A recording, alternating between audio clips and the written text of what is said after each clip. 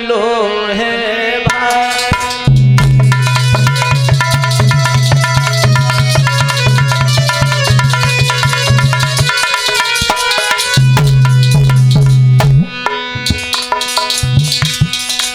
अरे बरसे सी बीती बन में,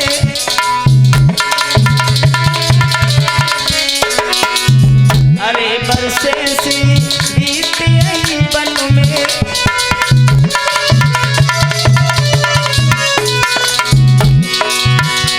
और लाई ज्ञान मिला है बन में, भाई की बन की ख्वारी नए ज्ञान मिलो है भाई।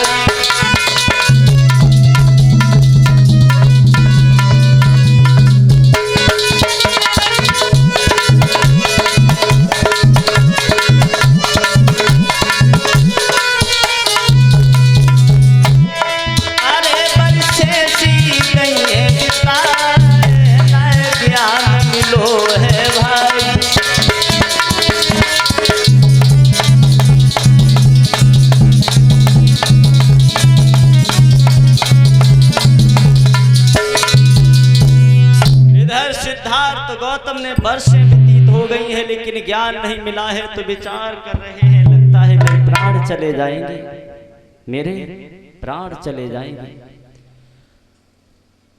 इधर पांचों ब्राह्मणों को बड़ी आस है कि काफी वर्षें सी व्यतीत हो चुकी हैं, तो सिद्धार्थ गौतम बुद्ध जरूर होंगे। सारे दिन यही दृष्टि देखते हैं कि वो कौन सा पल होगा जब सिद्धार्थ गौतम बुद्ध होंगे और इन्हें ज्ञान प्राप्त होगा। देखते रहे लेकिन वो दृष्टि नजर नहीं आया। एक दिन ऐसा हुआ, धीरे धीरे समय व्यतीत हो चुका था। ऐसा मालूम पड़ता था कि यहाँ पर कोई मिट्टी का ढेर लगा हुआ है। मिट्टी का टीला सा बन गया था जहां पर बोधिसत्व सिद्धार्थ गौतम तपस्या कर रहे थे। मिट्टी के टीले के चारों तरफ घास के पौधे बड़े बड़े हो चुके थे। घोर तपस्या में बड़ा ही इन्होंने संघर्ष किया है, और जब घोर तपस्या की है तो एक दिन वहीं पर एक सहेलियों की टोली बीड़ा बजा करती, बीड़ा बजाती हुई उसी रास्ते से निकली है जहां पर बोधिसत्व सिद्धार्थ गौतम तपस्या कर रहे थे।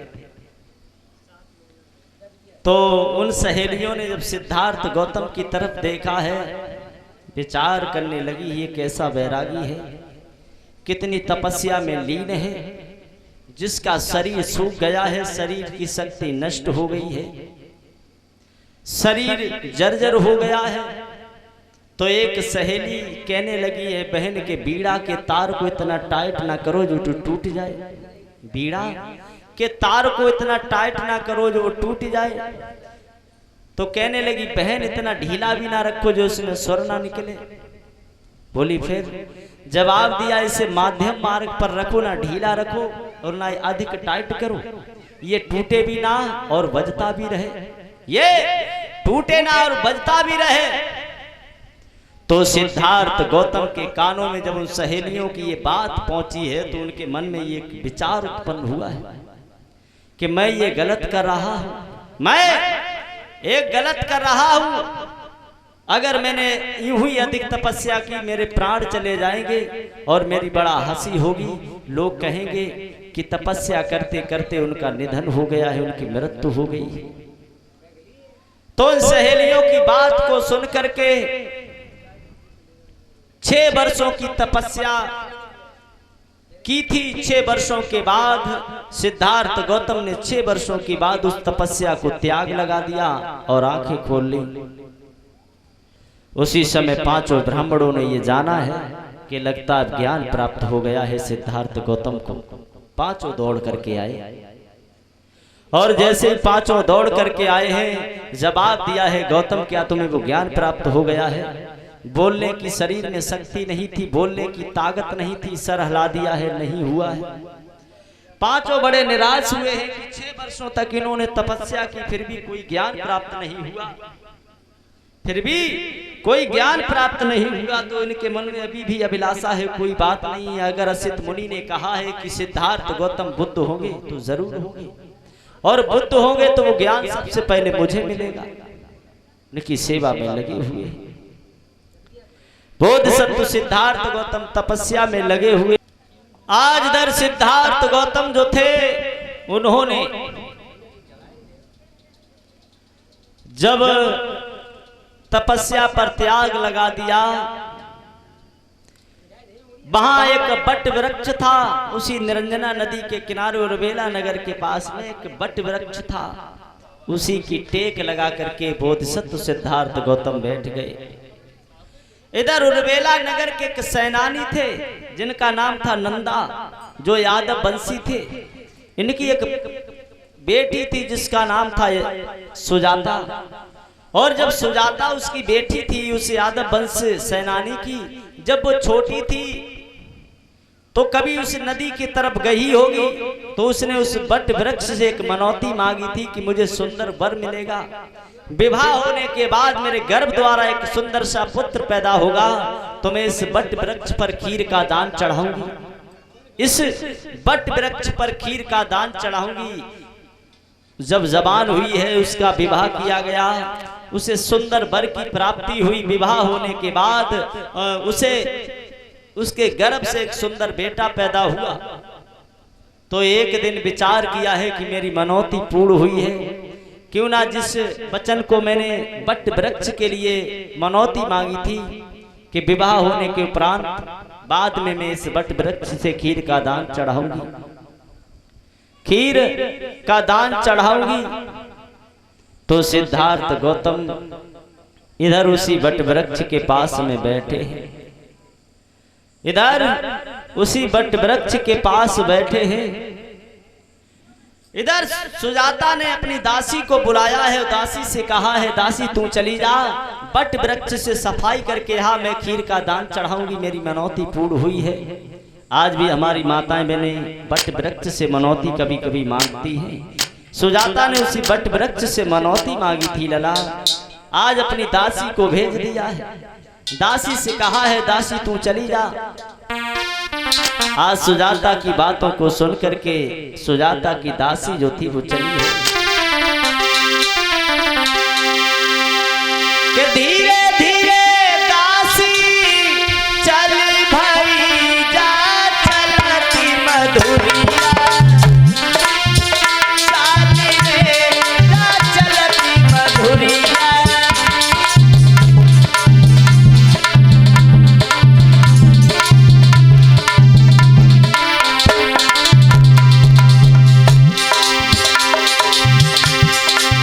चटक चुनरिया लटक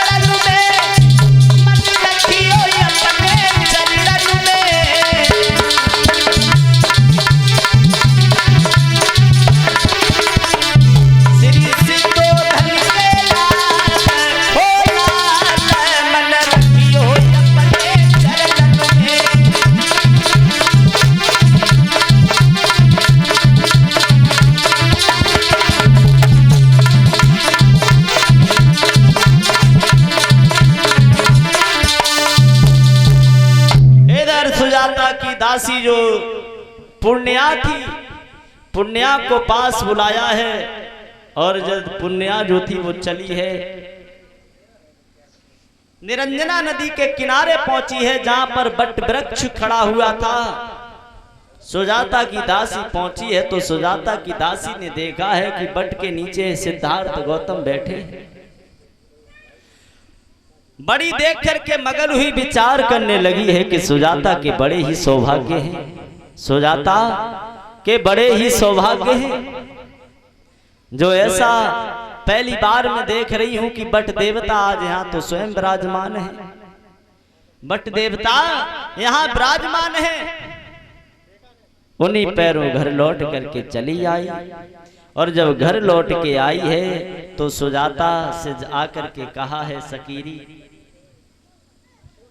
तेरे बड़े ही सौभाग्य हैं, तुम्हारे बड़े ही सौभाग्य हैं जो तुमने जिस बट वृक्ष से मनौती मांगी थी वो बट देवता वहां पर स्वयं विराजमान है। बट देवता वहां विराजमान है। तो आज सिद्धार्थ गौतम इधर बैठे हुए हैं जिन्होंने 6 वर्षों तक की घोर तपस्या की, शरीर जर्जर हो गया, शरीर की शक्ति नष्ट हो गई। इधर सुजाता ने, जिसके पिता सेनानी यादव वंशी थे, जिनके यहाँ हजारों गाय थी, भैंसें थी, सुंदर सुंदर गाय और भैंसों के दूध का निकलवा करके सुजाता ने एक सुंदर सी खीर का मिश्रण तैयार करवाया है, जिनमें मेवा मिष्ठान डलवाने के बाद एक सुंदर सी खीर बनाई गई। और खीर को बनाने के बाद सुजाता ने उस खीर को एक सोने के पात्र में रखा है, एक स्वर्ण के पात्र में, बर्तन में रखा है और विचार करने लगी है। अपनी आसपास की सहेलियों को बुला करके ले आई है, चल बहन आज मैं बट वृक्ष से सफाई करने के लिए जाऊंगी और वहां जाकर के खीर का दान चढ़ाऊंगी, वहां जाकर के खीर का दान चढ़ाऊंगी। तो आज सभी सहेलियों को साथ में लेकर के सुजाता बड़ी हर्षा रही, बड़ी मगन है।